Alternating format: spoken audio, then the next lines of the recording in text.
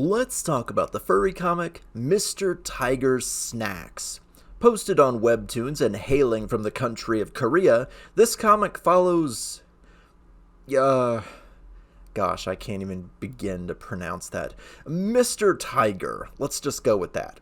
Mr. Tiger is a debt collector for a crime syndicate called the White Tiger Group.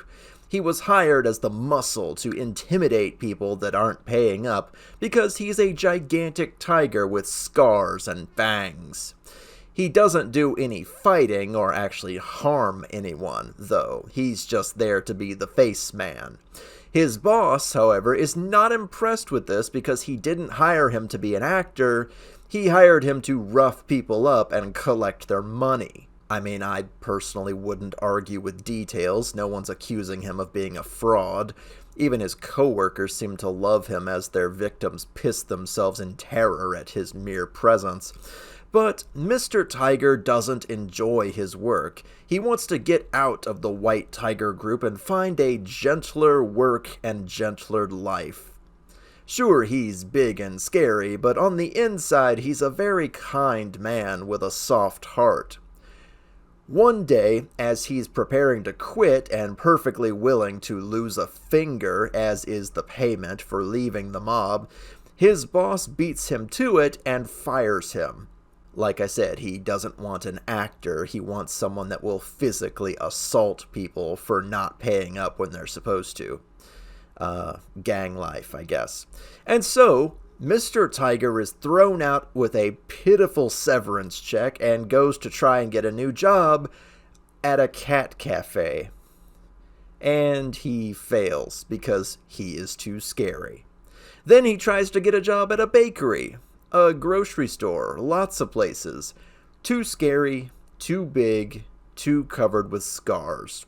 No one will hire the poor guy, and his living expenses and bills are piling up.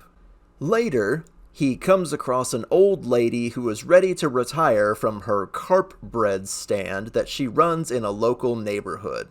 She's been doing this as a hobby for quite some time and has a lot of customers, but her eyesight is going and she needs to retire.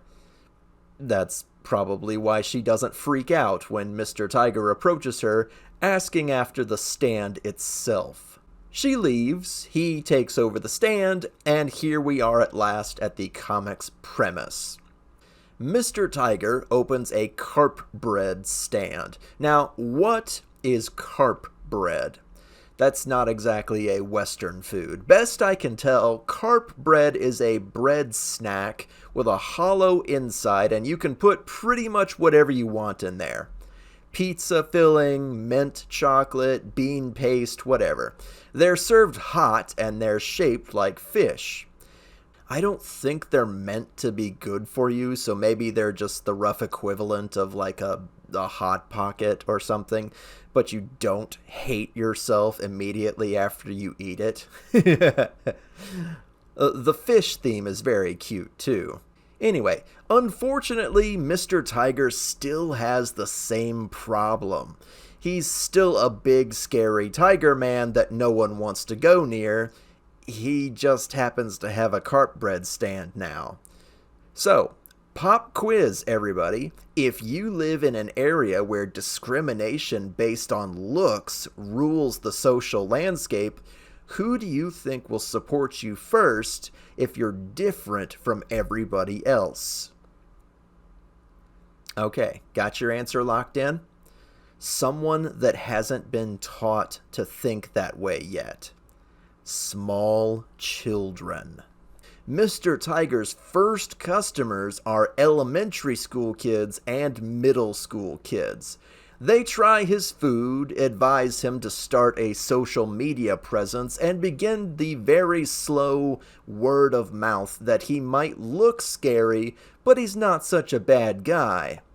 It doesn't take long for the parents to catch on, and a slow trickle of customers come in. Mr. Tiger's Snacks, while initially I was not very impressed with because I don't enjoy slice-of-life comics, eventually revealed itself to me as a cultivation story. a character that starts with nothing and has to build himself up into something big or respectable. The trials and tribulations of running a carp bread stand aren't especially high stakes, but the wild cast of characters that rotates through the comic are all fun and interesting. Other syndicates want him to come back to the crime world, and there are other snack stands around that he has to compete with. It's a little of this and a little of that. There's even a girl that pops up eventually, no spoilers, but she is certainly beautiful and interacts with him a lot. I can't tell if she's supposed to be a wolf or a fox or something, but she's certainly a cutie. I'm just saying, Mr. Tiger, slice of life always goes well with romance. It's pretty tasty. Anyway, all that being said, should you read Mr. Tiger's Snacks? Definitely. I didn't think I was gonna like it at first. I really don't enjoy slice of life comics very much. But this is a cultivation comic. Mr. Tiger is building his business, his reputation, and his social circles with a tiny chance at romance, and I am rooting for him all the way. It's colorful, it's cozy, and frankly, I can't wait to see where this one goes in the future. I say, check it out. Also, extra points for having owls in the crowd. Not enough furry comics have owls. Okay, bye.